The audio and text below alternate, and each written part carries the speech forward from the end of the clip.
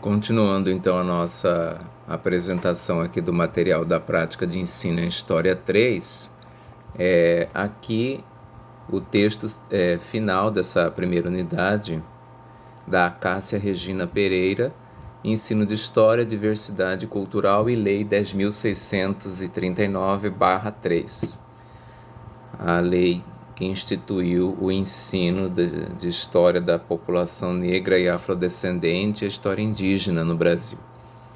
Esse texto é interessante porque, tal qual o texto número 2, é um texto proveniente de alunos da graduação em História.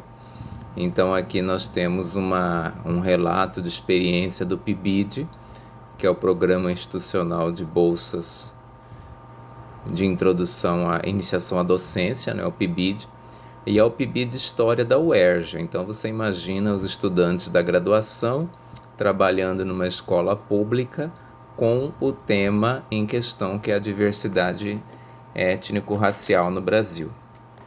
E aqui o componente importante é perceber as dificuldades que esses acadêmicos tiveram em produzir uma reflexão e lidar com esses estudantes da escola pública do Fundamental 2. O problema principal que a gente tem, que eles relatam aqui, é como lidar com a temática racial com uma população negra, que é a população do estado do Rio de Janeiro, predominantemente negra, e como é que a gente faz esse trabalho no cotidiano. E aqui eles apresentam as fotografias dos trabalhos deles, fazendo reflexões com as crianças, com os adolescentes, e reparar que muitas vezes as crianças negras não se entendem como negras, as crianças alvo de racismo não se entendem como alvo de racismo.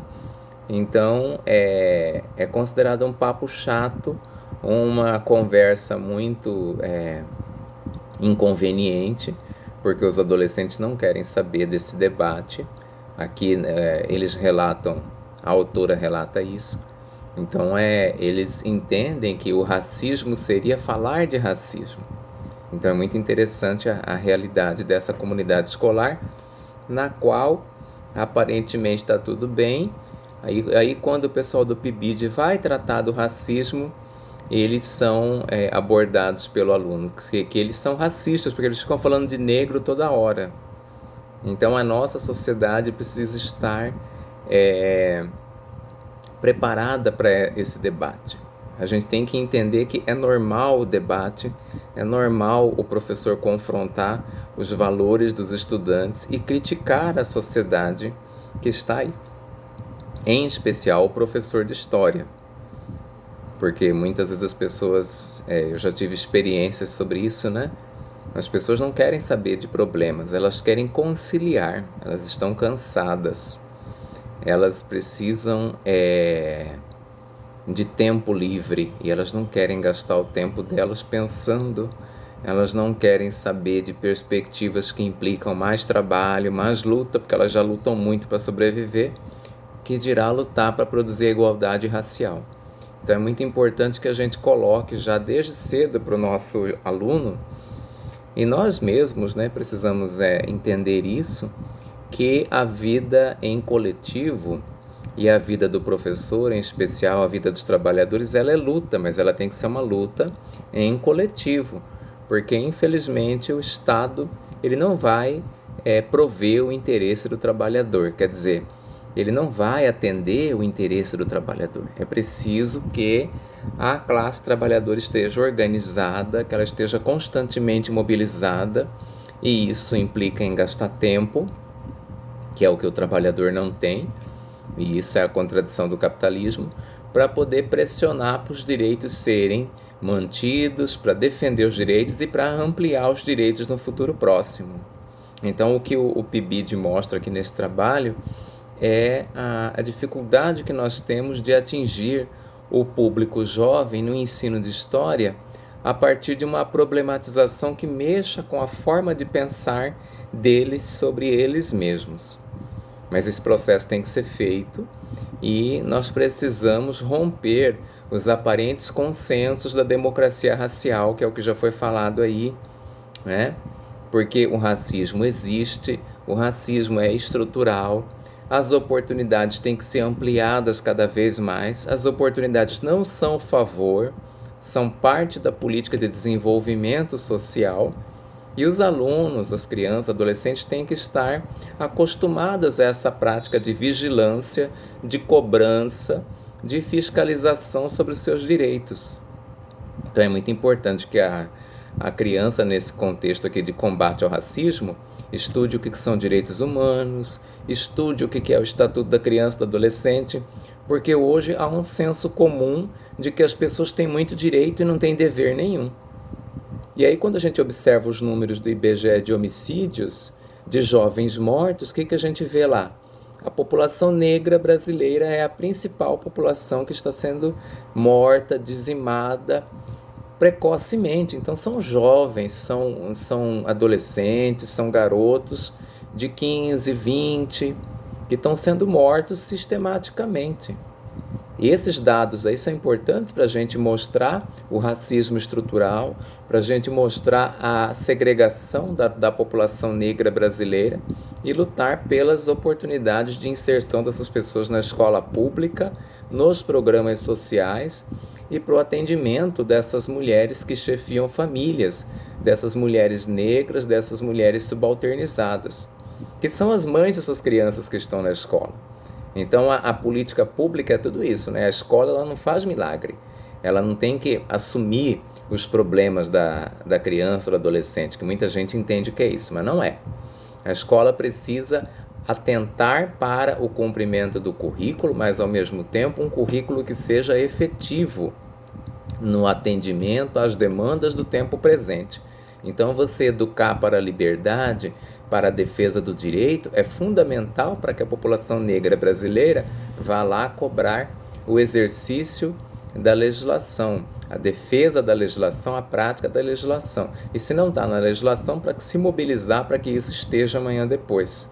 Então, o que o PIBID mostra é a necessidade de que o tema transversal, que já estava lá na época do governo FHC, com o PCN, o tema transversal, né? Educação sexual, direitos humanos, ética, eram temas transversais na legislação anterior, como eu já mencionei. Aí com a BNCC, o tema continua, ele muda de nome, mas a premência, a urgência da defesa dos direitos humanos, ela continua, em especial o combate ao racismo.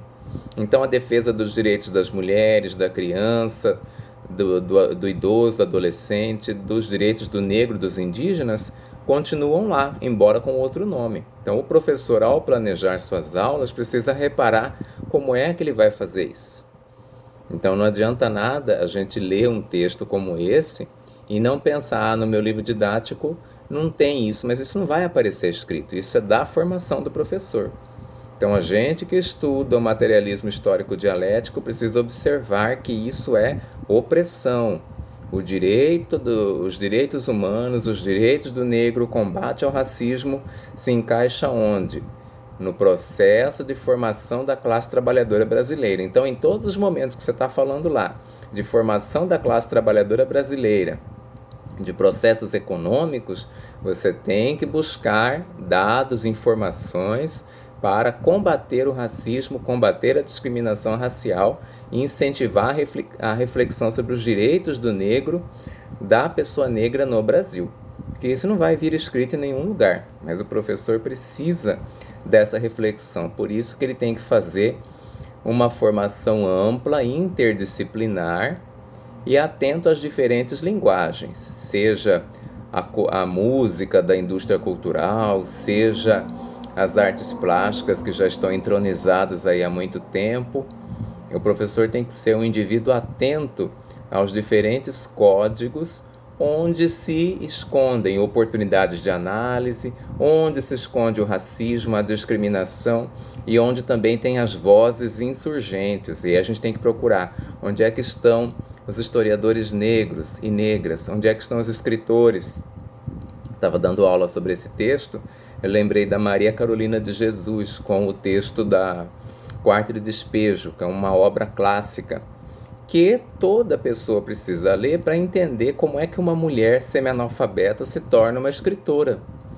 Esse é um processo importante. Então, necessariamente, o movimento negro não precisa passar pela escola, mas a escola é um processo importante para que nós tenhamos clareza sobre os nossos direitos, e aí a gente sai da escola para o movimento social e vai reforçar outros movimentos, ou a gente vem do movimento social e vai para dentro da escola. É aí que o professor entra, porque ele tem que saber se ele é negro, se ele é branco, se ele é indígena, o que ele é, para ele não aceitar o rótulo de pardo e sair por aí pregando a democracia racial, pregando que no tempo dele havia discriminação e ficava tudo bem, porque ninguém sabia o que era discriminação, porque infelizmente a gente vê muitos professores escrevendo no Facebook isso. Eu não sei como é que chamava o texto, mas há alguns meses aí eu vi as pessoas escrevendo, no meu tempo fulano era chamado de gordo, fulano, Beltrano era quatro olhos, não sei quem era assim, mas ficava tudo bem porque todo mundo era amigo. Então, quer dizer, havia um tempo em que não havia racismo. Havia um tempo em que todo mundo era feliz. Por favor, né? Isso ofende a inteligência de todo mundo. Então, a gente precisa fazer uma autoanálise e precisa também observar que interesses que nós servimos hoje como professores, como educadores, a quem que nós estamos servindo negando o racismo, a quem que nós estamos servindo aceitando o mito da democracia racial na história do Brasil. Ainda mais nesse momento governado pela ultradireita no nosso país, que é um momento tão difícil, e a gente negando o racismo e, consequentemente, negando a política internacional de direitos humanos. Esse é um grande problema que a gente precisa enfrentar com bastante ousadia.